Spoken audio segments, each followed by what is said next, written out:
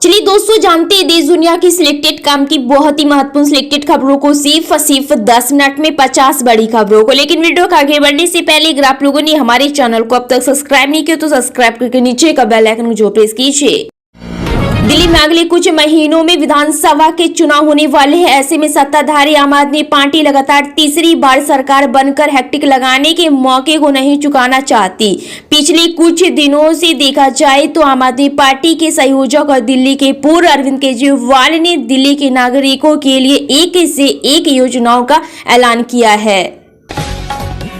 लोकसभा में नेता प्रतिपक्ष राहुल गांधी सोमवार यानी कि आज महाराष्ट्र के परभणी शहर का दौरा करेंगे, जहां वह इस महीने की शुरुआत में हुई हिंसा में मारे गए 2 लोगों के परिवारों से मुलाकात करेंगे। प्रदेश बीजेपी ने राहुल गांधी के दौरे को नाटक करार दिया है। देश के सभी एयरपोर्ट पर महंगे खानपान का मुद्दा लंबे समय से यात्रियों के लिए परेशानी का कारण बना हुआ है। संसद के बीते शीतकालीन सत्र में आम आदमी पार्टी के राज्यसभा सांसद राघव चड्ढा ने इस मुद्दे को पुरजोर तरीके से उठाते हुए एयरपोर्ट पर महंगे दामों पर मिलने वाले पानी, चाय और स्नैक की समस्या को उजागर किया था। दिल्ली के पूर्व मुख्यमंत्री अरविंद केजरीवाल ने केंद्र सरकार पर हमला करते हुए आरोप लगाया कि दिल्ली की झांकी को आगामी गणतंत्र दिवस परेड से बाहर रखा गया है। उन्होंने इसे राजनीतिक का हिंसा बताते हुए सवाल उठाया कि दिल्ली की राजधानी के लोगों का सही प्रतिनिधित्व क्यों नहीं किया जा रहा है। इसके साथ ही उन्होंने 2 नई योजनाएं मुख्यमंत्री महिला सम्मान योजना और संजीवनी योजना की शुरुआत की घोषणा भी की है।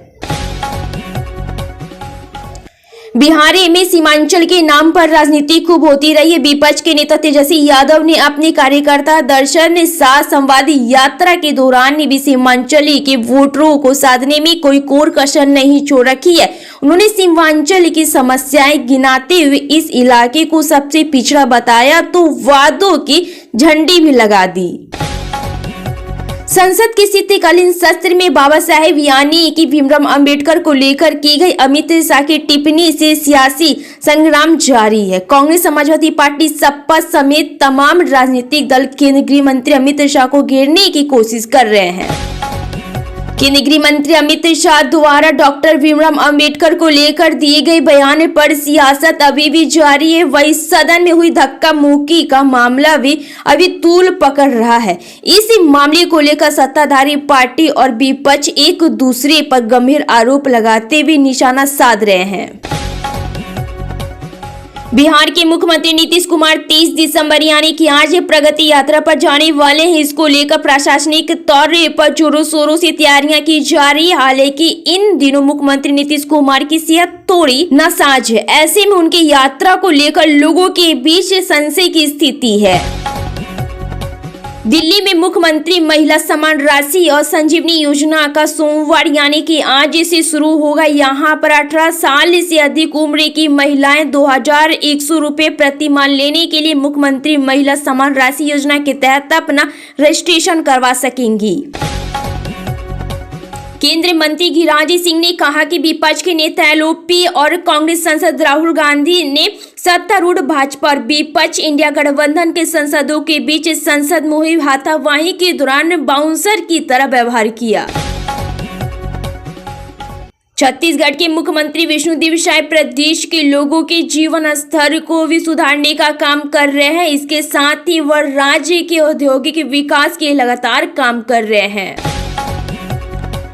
आपके राज्य संयोजक और दिल्ली के पूर्व मुख्यमंत्री अरविंद केजरीवाल ने डॉक्टर अंबेडकर सम्मान छात्रवृत्ति योजना की घोषणा की है, जिसमें टॉप इंटरनेशनल यूनिवर्सिटी में उच्च शिक्षा के लिए एडमिशन पाने वाले दिल्ली के दलित छात्रों की फीस के साथ साथ यात्रा और रहने की लागत को भी कवर करने का वादा किया गया है।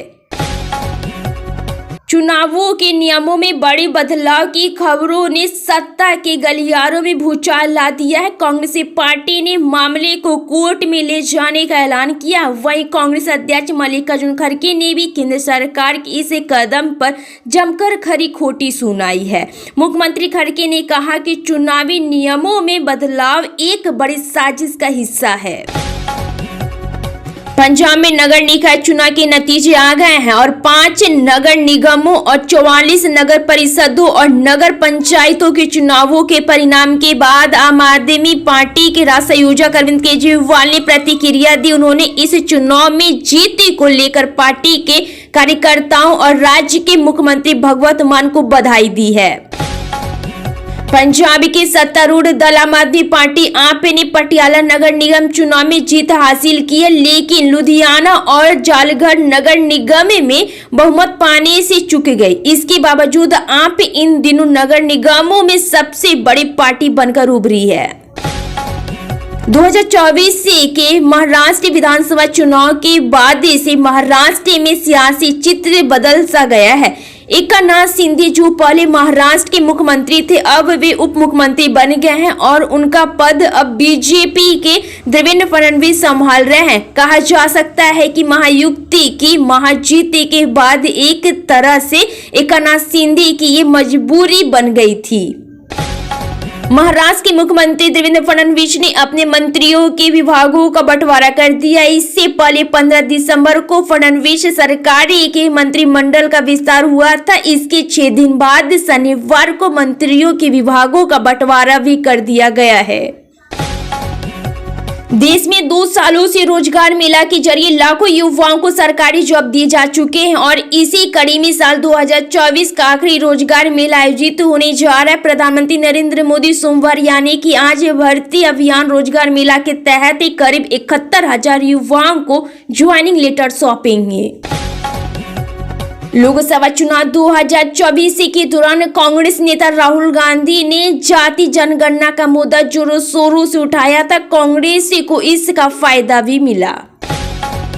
महाराष्ट्र की नई फडणवीस सरकार में पूर्व मुख्यमंत्री एकनाथ शिंदे का कद काफी घट गया। सीएम फडणवीस भले ही शिंदे को हमेशा अपने बराबर दिखाने की कोशिश करते रहे हो, लेकिन पहले मुख्यमंत्री पद से हाथ धोने और अब गृह विभाग न मिलने से साफ हो गया है कि नई सरकार के गठन में एकनाथ शिंदे को बहुत नहीं चली है। दिल्ली के पूर्व मुख्यमंत्री और आम आदमी पार्टी आप के राष्ट्रीय संयोजक अरविंद केजरीवाल ने कहा कि वह मौजूदा सीएम आतिशी को अपनी पत्नी सुनीता से बेहतर नेता मानते हैं। एक टीवी इंटरव्यू में जब केजरीवाल से पूछा गया कि आम आदमी पार्टी की कमान किसी महिला के हाथ देनी हो तो आतिशी और सुनीता केजरीवाल में बेहतर कौन है, अरविंद केजरीवाल ने तुरंत आतिशी का नाम लिया। केंद्रीय मंत्री अमित शाह ने त्रिपुरा में विस्थापित ब्रू आदिवासियों के पुनर्वास वाले गांव का दौरा किया। उन्होंने एक सार्वजनिक बैठक को संबोधित करते हुए वाम दलों लेफ्ट पार्टियों पर जमकर निशाना साधा। वाम दलों को घेरते हुए उन्होंने कहा कि 35 वर्ष के शासन के दौरान वाम दलों ने त्रिपुरा को पिछड़ा राज्य बनाने में कोई भी कसर नहीं छोड़ी। उन्होंने बताया कि 2018 में भाजपा के सत्ता संभालने के बाद ही राज्य में प्रगति हुई। समाजवादी पार्टी के राष्ट्रीय अध्यक्ष और उत्तर प्रदेश के पूर्व मुख्यमंत्री अखिलेश यादव ने कहा कि पीडीए पिछड़ा दलित और अल्पसंख्यक समाज के लोग डॉक्टर भीमराव अंबेडकर और उनके संविधान को अपमानित करने वाले को हमेशा के लिए सत्ता से बाहर कर देंगे। आम आदमी पार्टी सोमवार से महिला सम्मान योजना के फॉर्म भरवाने के लिए सोमवार से एक अभियान शुरू करने जा रहे हैं, लेकिन इसके पहले ही भाजपा ने अरविंद केजरीवाल पर महिला सम्मान के नाम पर झूठे बोलने का आरोप लगाते हुए हमला कर दिया है। पार्टी ने कहा है कि अरविंद केजरीवाल को महिलाओं की चिंता होती तो वे गली गली में शराब की दुकानें न खुलवाते और महिलाओं की सुरक्षा दांव पर न लगाते। बिहार के उप मुख्यमंत्री सम्राट चौधरी के बयान पर आरजेडी के नेता तेजस्वी यादव ने कहा, उनसे ज्यादा निकम्मा उप मुख्यमंत्री किसी ने नहीं देखा। वो कहते हैं आरजेडी के लोग पेपर लीक करते हैं तो उन्हें पकड़िए। क्या हम पकड़ेंगे? सबूत दिखाइए, उन्हें पकड़िए और सीबीआई, ईडी और ईडी की मदद से जेल में डालिए। और क्या उनकी सरकारी कोई उपलब्धि है? आज हत्या लूट जारी है, बैंक लूटे जा रहे हैं और अपहरण हो रहे हैं। ये लोग सिर्फ अनुकंपा पर उप मुख्यमंत्री है। ये लोग विकास को नुकसान पहुंचा रहे हैं। आगामी दिल्ली विधानसभा चुनाव में अभी 2 महीने का समय बचा। इसको लेकर राजनीतिक पार्टियों की ओर से आरोप प्रत्यारोप का दौर शुरू हो गया। बीते दिन दिल्ली के उपराज्यपाल एलजी ने रंगपुर इलाके का एक वीडियो जारी कर बदबूदार पानी और उभरती सीवरों की समस्या को लेकर सरकार पर निशाना साधा था।